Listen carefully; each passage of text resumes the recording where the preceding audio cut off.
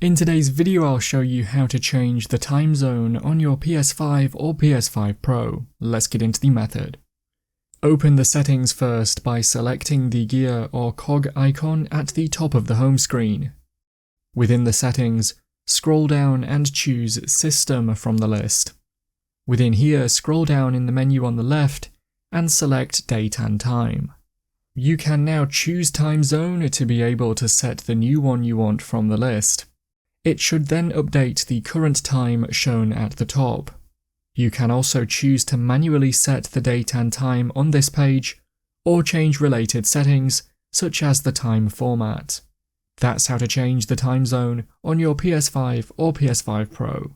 If you found the video helpful, remember to leave a like, and feel free to subscribe for more. Check out the videos coming up right now, you might find these helpful too.